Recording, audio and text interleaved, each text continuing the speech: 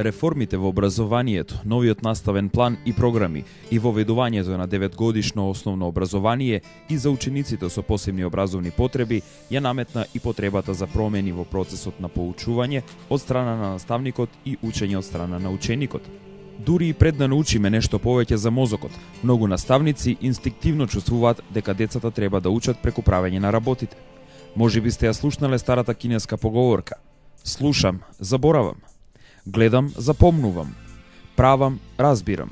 Токму оваа кинеска поговорка игра голема улога во процесот на поучување и учење на учениците со развојни проблеми и посебни образовни потреби во посебните основни училишта.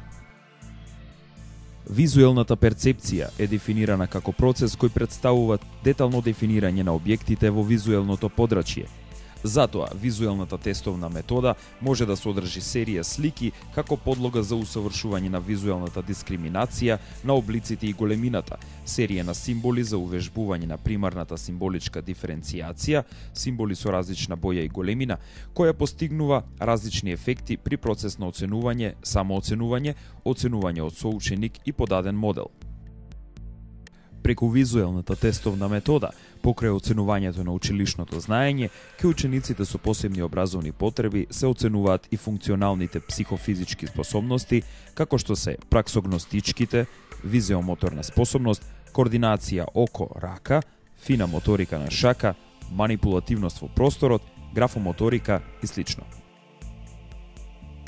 Со примена на визуелно-тестовната метода се постигнува предметите, појавите или состојбите да бидат подобро воочени во една целина во процесот на оценување од страна на учениците, а потоа да се обрне посебно внимание на одредени сегменти, форма, големина, боја и редослед на одредени појави, за на крај да се донесе одреден заклучок, рефлексија од очекуваниот исход од страна на ученикот и наставникот.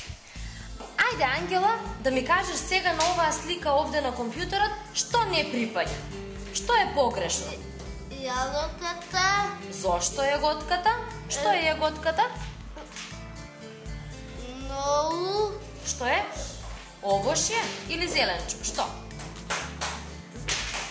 Овошје. Овошје. Ајде да видиме, стисни на јаготката да видиме дали е точен твојот одговор. Што доби Ангела? Сонце. Насмеано. Какво е? Насмеано или тажно? Сено. Насмеано сонце или насмеано човече.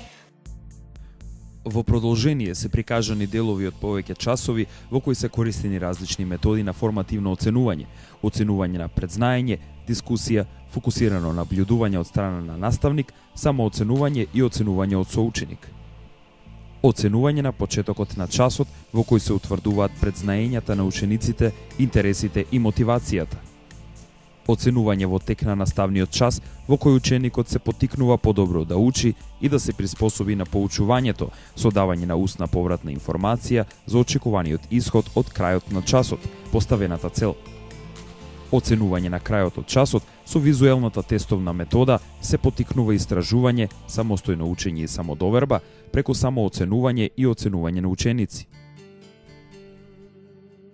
Познато ни е дека учениците со развојни проблеми и посебни образовни потреби имаат сиромашен речник, тешко и бавно се изразуваат, несамостојни се во работата, потребна им е постојана помош и поддршка во извршување на работните активности, па затоа при формирањето на оценката, наставникот ги зема во предвид најразличните видови и методи на проверување на знаење. Ајде да ми кажеш што работевме на овој час. Чечо. Лепо. И Што лепеше, што сечеше, Филипче? И Слики? Со што сликите беа?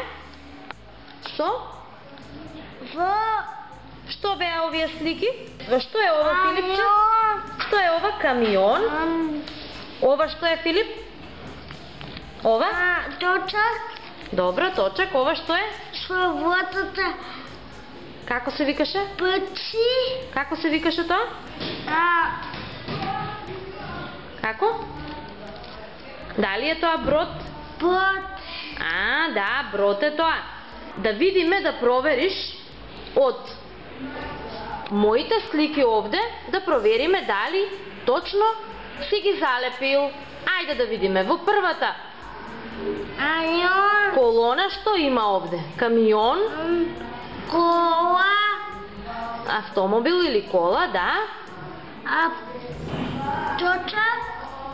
И точак. Ајде да видиме дали има точак во твојата. Има. Има во твојата слика.